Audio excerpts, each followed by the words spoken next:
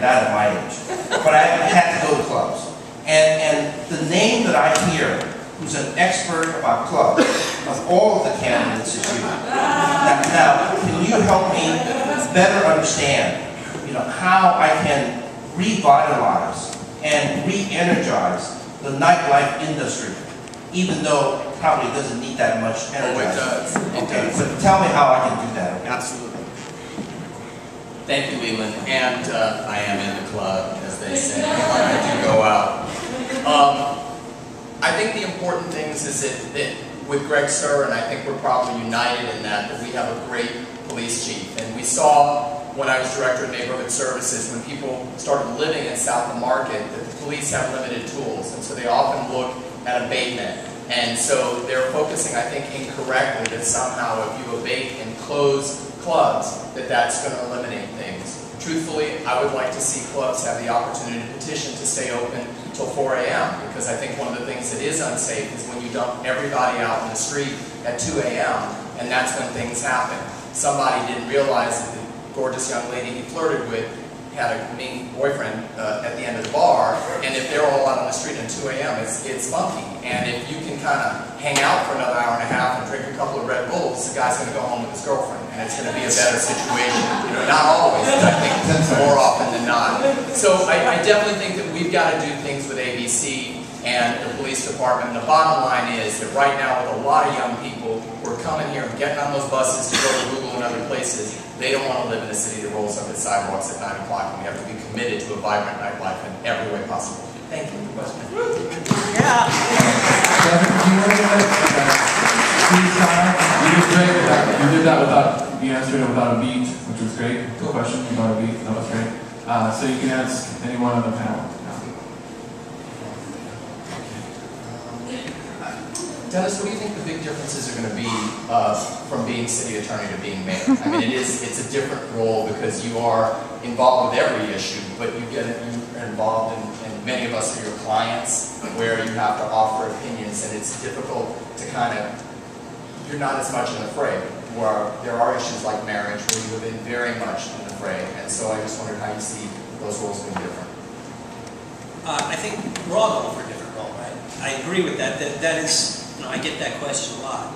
How do you go from being a lawyer to a policymaker? And that's legitimate, but it doesn't mean that I'm any less in the fray. It's a different kind of fray. You're in the legislative process proposing legislation. I'm in the fray too, but I'm in the fray using the power of the law to make a difference in people's lives each and every day. Fighting for consumers to go after payday lenders who are extorting people, going after credit card arbitration laws, taking advantage of 30,000 Californians with fraudulent arbitrations, shutting down the oldest and filthiest power plant remaining in the state of California, the Moran power plant, using my power to protect public safety by utilizing gang injunctions to protect streets. It's a different kind of fray and a different role. So I think the adjustment is to go from understanding that I have the power single-handedly, using the power of the law each and every day, to making sure that you're working in the legislative process in a collaborative way. That's a different role. But I think that all of us are going for a different position, an executive position, but something I'm ready to do. David, your turn to ask the panel question. Freestyle, anybody? All right, freestyle. I think I will ask my question to Leland. Leland, there are many in San Francisco, and including myself in this, who think that Ed Lee is doing a very good job as our mayor. He has been a tremendous public servant. And there are many voters who want to know if we would appoint Ed Lee, once he is done with his interim mayor job, back to his role as city administrator.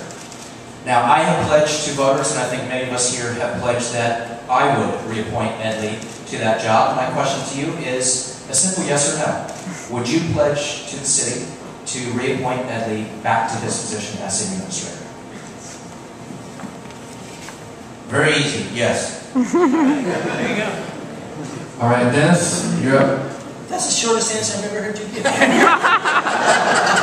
Sometimes those are the best answers, right? You're right. That's why I'm going to ask you. I want to ask you for one too. Here in the mission, I mean, I've had conversations with every one of the other candidates up there, either informally, even when we've disagreed, or formally, on my gang injunction program, which I got a lot of heat for. in certain quarters, and it has proven to be reduced gang violence significantly in the areas where I sought to impose the gang injunctions, and I said I always was going to do it in a way that balanced the need to protect public streets, but also protect people's civil liberties. I'd like to know, are you supportive of my gang injunction program? And if not, why not?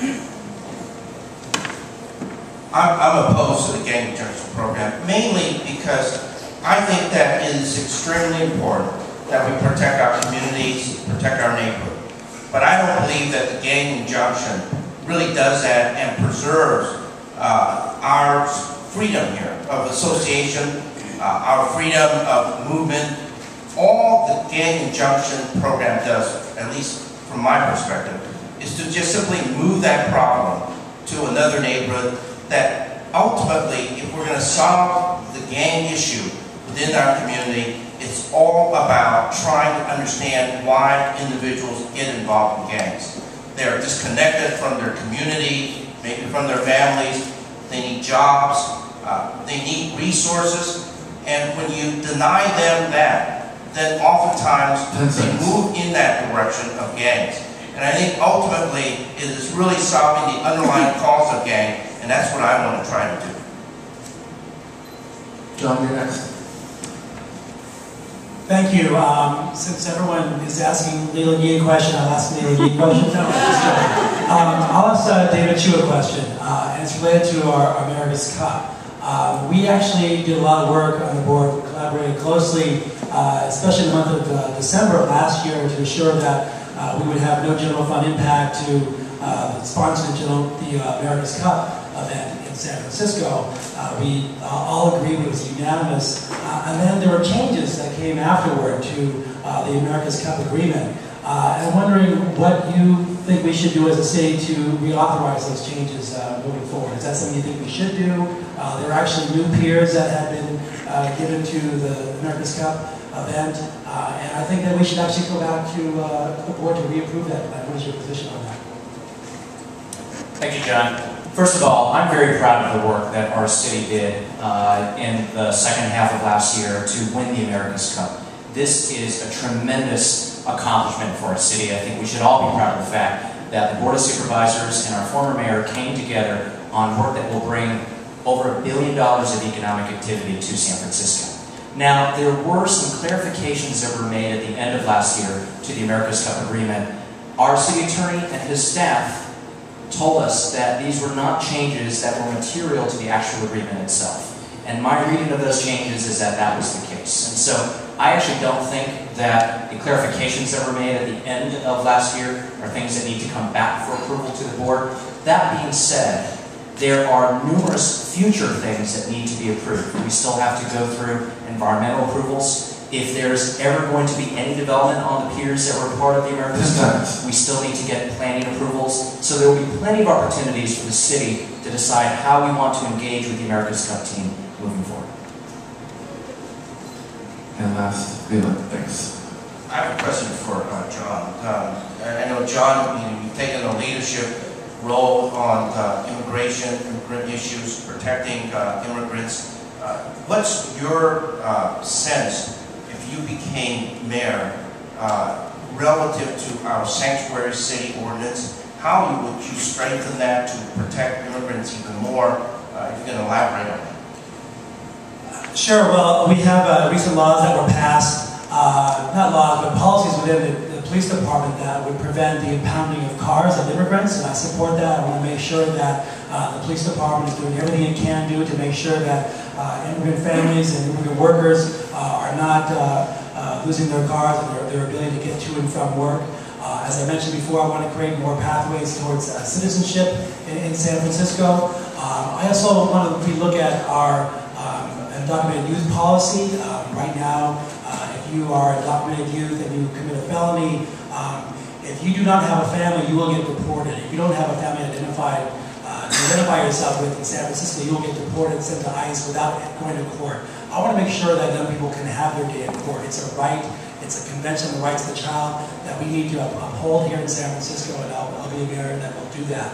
And above all, I want to make sure that we have language services in our departments to really meet our immigrant community's linguistic needs in the city. We haven't done a good job of that. I know Supervisor Chiu, President Chiu has done work to help to enable that, but we have to put the resources in there, and I want to work with the Board of Supervisors to make that happen.